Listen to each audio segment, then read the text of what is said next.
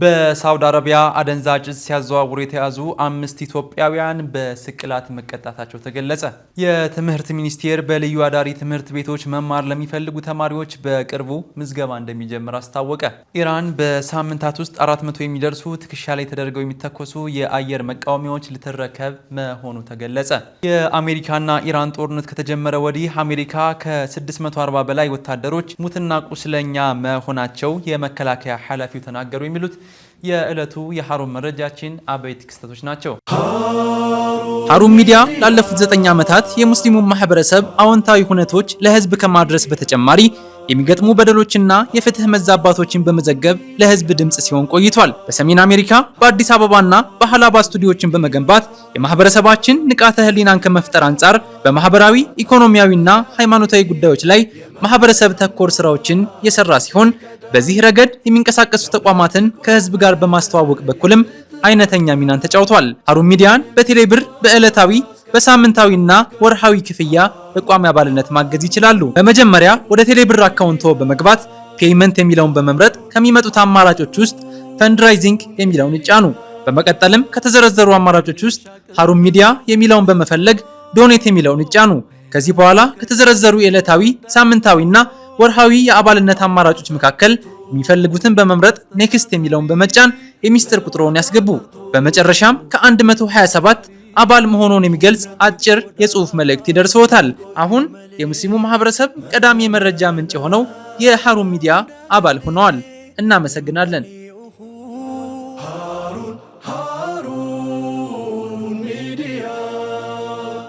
ሃሩን ሚዲያ ቀዳሚ የመረጃ ምንጭ።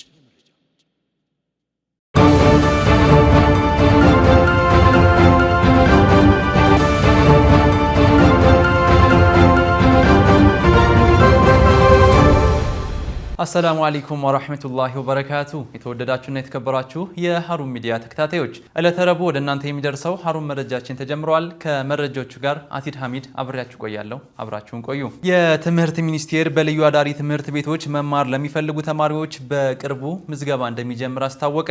የትምህርት ሚኒስቴር ለ2019 የትምህርት ዘመን በልዩ አዳሪ ትምህርት ቤቶች ገብተው መማር ለሚፈልጉ የ9ኛና የ10ኛ ክፍል ተማሪዎች በቅርቡ ምዝገባ እንደሚጀምር ይፋ አድርጓል። ሚኒስቴሩ ባወጣው መረጃ መሰረት በ2019 ዓመተ ልደት አዲስ ስራ የሚጀምሩ 4 እንዲሁም ነባር 5 አዳሪ ትምህርት ቤቶችን ጨምሮ በአጠቃላይ 9 የልዩ አዳሪ ትምህርት ቤቶች ተማሪዎችን ተቀብለው ለማስተማር ዝግጅታቸውን ማጠናቀቃቸውን አስታውቋል። በኦንላይን በሚከናወነው የምዝገባ ሂደት ተሳታፊ የሚሆኑት በሀገር አቀፍ ደረጃ የላቀ ውጤት ያመጡ የ9ኛና የ10ኛ ክፍል ተማሪዎች መሆናቸውም ተገልጿል።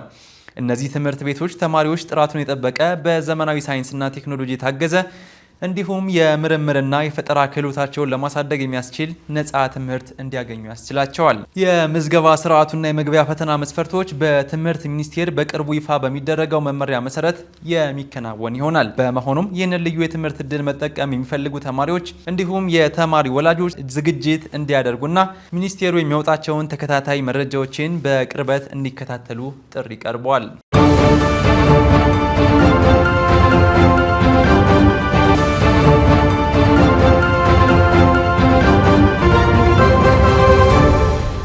ሳውዲ አረቢያ አደንዛዥ ዕፅ ሲያዘዋውሩ የተያዙ 5 ኢትዮጵያውያንን በስቅላት መቅጣቷ ተገለጸ። የሳውዲ አረቢያ መንግስት የሀገር ውስጥ ሚኒስቴር በ5 ኢትዮጵያውያን ላይ የጣለውን የስቅላት ቅጣት ተፈጻሚ ማድረጉን አስታወቀ። ሚኒስቴሩ እንደገለጸው ይህ ቅጣት ተፈጻሚ የሆነው እሁድ ዕለት በአሲር ግዛት ውስጥ ነው። ቅጣቱ የተፈጸመባቸውን 5 ኢትዮጵያውያን ስም ሚኒስቴሩ ይፋ አድርጓል። ባለፈው ወር ውስጥ 5 ኢትዮጵያውያን ተመሳሳይ ቅጣት የተፈጸመባቸው መሆኑ ይታወሳል።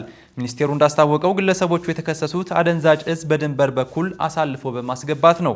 ሂዩማን ራይትስ ዎች በቅርቡ ባወጣው መግለጫ በአደንዛዥ ዕፅ የተከሰሱ ቢያንስ 65 ኢትዮጵያውያን የሞት ፍርድ ተላልፎባቸው በሳውዲ እስር ቤቶች ውስጥ ቅጣታቸውን የተጠባበቁ መሆኑን መግለጹ የሚታወቅ ቢሆንም አንዳንድ መረጃዎች ግን ቁጥራቸውን ከ200 በላይ መሆኑን በመናገር ላይ ይገኛሉ።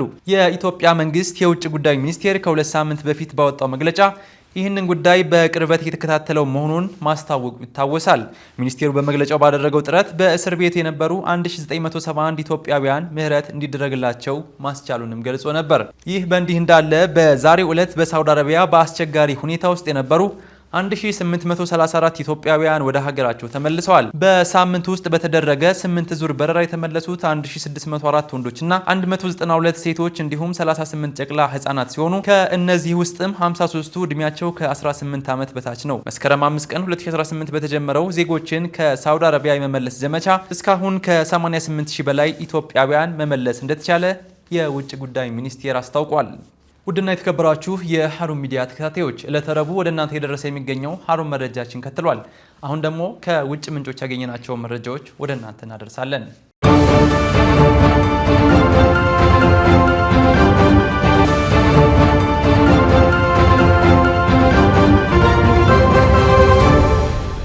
የሳውዲ አረቢያ መከላከያ ሚኒስቴር ረቡዕ ማለዳ ላይ በኢራቅ ውስጥ በሚገኙ በኢራን በሚደገፉ የቡድን ኢላማዎች ላይ ጥቃት መፈጸሙን አስታወቀ። ሚኒስቴሩ በማህበራዊ ትስስር ገጹ ባወጣው መግለጫ ሳውዲ አረቢያ ውጥረትን ለማባባስ እንደማትፈልግ፣ ነገር ግን ለሚሰነዘርባት ትንኮሳ ተመጣጣኝ ምላሽ እንደምትሰጥ ገልጿል። ይህ ወታደራዊ ዘመቻም ከአሜሪካ ኃይሎች ጋር በጋራ የተከናወነ መሆኑን አስረድቷል። ከዚህ ጥቃት አስቀድሞ ማክሰኞ ምሽት በምስራቃዊ ግዛት የሚገኙ የነዳጅ ማዕከላትን ኢላማ ለማድረግ የሞከሩ በርካታ ሰው አልባ አውሮፕላኖችን ማክሸፉንና ማውደሙን ሚኒስቴሩ አስታውቆ ነበር።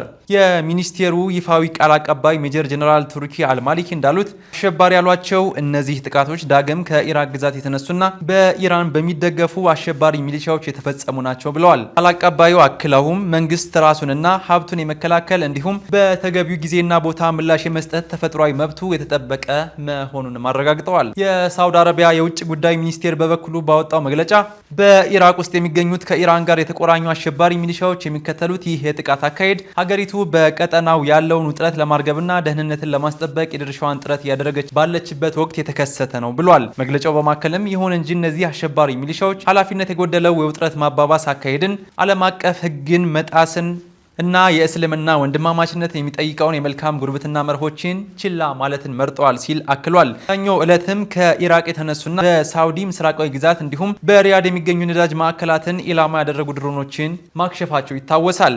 ይህ በእንዲህ እንዳለ በኢራቅ የሚገኝ የኢራን ደጋፊ የቀድሞ ታጣቂዎች ስብስብ ረቡዕ ዕለት እንዳስታወቀው በአሜሪካና ሳውዲ የጋራ ጥቃት በርካታ ሰዎች መገደላቸውን እና መቁሰላቸውን ገልጿል። በአረበኛ ሐሽዳል ሻዕቢ በመባል የሚታወቀው የህዝብ ቅስቀሳ ኃይሎች ባወጣው መግለጫ እነዚህ ጥቃቶች በርካታ አባላቶቻችን ለሰማዕትነት ዳርገዋል፣ በሌሎች ላይም ጉዳት አድርሰዋል፣ እንዲሁም በበርካታ ህንፃዎችና ንብረቶች ላይ ቁሳዊ ውድመት አስከትለዋል በማለት የጉዳቱን መጠን አስታውቋል።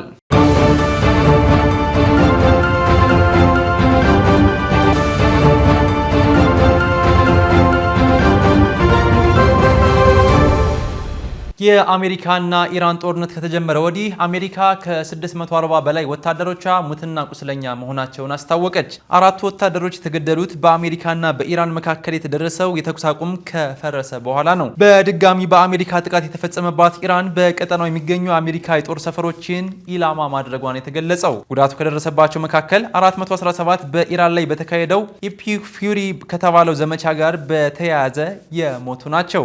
207 ያህሉ ደግሞ በጦርነት ወቅት በተለያዩ ዘመቻዎች ላይ የተሳተፉ እንደሆነም ተጠቅሷል። ከሰሞኑ አሜሪካ ለ13 ተከታታይ ቀናት በኢራን ላይ ጥቃት ስትፈጽም ኢራንም በምላሹ በቀጠናው ባሉ የአሜሪካ ወታደራዊ ተቋማት ላይ የሚሳኤል እና የድሮን ጥቃት እያደረሰች ትገኛለች።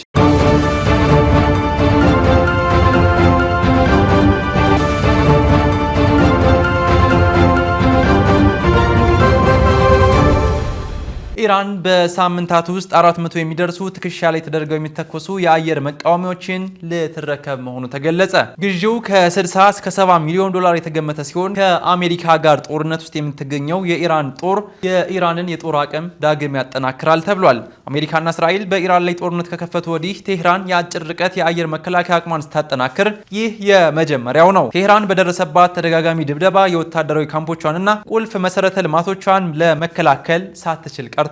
ኢራን ከቻይና ገዛችው በሰው ኃይል የሚንቀሳቀሱ ከ300 እስከ 400 የሚሆኑ የአየር መከላከያ ስርዓቶች ሲሆኑ ይህም ቻይና ሰራሹ QW12 እና FN16 ሚሳኤሎችን እንደሚያካትት ምንጮች ለሮይተርስ ተናግረዋል። የኢራን የውጭ ጉዳይ ሚኒስቴር በጉዳዩ ዙሪያ እስካሁን የሰጠው መግለጫ የለም። ውድና የተከበራችሁ የሀሩን ሚዲያ ተከታታዮች ለተረቡ ወደ እናንተ የደረሰው ሀሩን መረጃችን የተከታተላችሁትን ይመስል ነበር። ከመረጃዎቹ ጋር አቲድ ሐሚድ ከካሜራ ባለሙያው አብዱል መሊክ ሞገስ ጋር ነበርን። በሌላ የመረጃ ሰዓት እስከምንገናኝ በያላችሁበት ሰላማችሁ ይብዛ። ወሰላሙ አለይኩም ወራህመቱላሂ ወበረካቱ።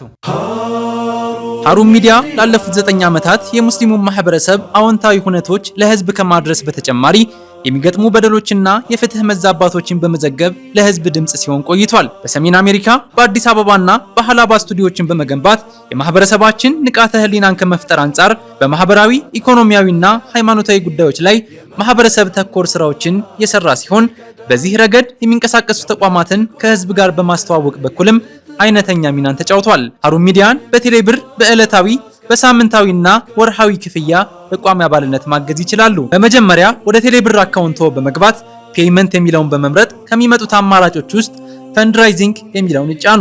በመቀጠልም ከተዘረዘሩ አማራጮች ውስጥ ሀሩን ሚዲያ የሚለውን በመፈለግ ዶኔት የሚለውን ይጫኑ። ከዚህ በኋላ ከተዘረዘሩ የዕለታዊ ሳምንታዊና ወርሃዊ የአባልነት አማራጮች መካከል የሚፈልጉትን በመምረጥ ኔክስት የሚለውን በመጫን የሚስጥር ቁጥሩን ያስገቡ።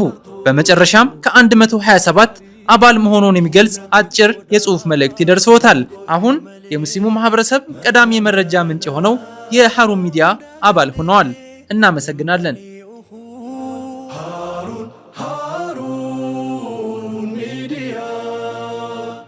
ሀሩን ሚዲያ ቀዳሚ የመረጃ ምንጭ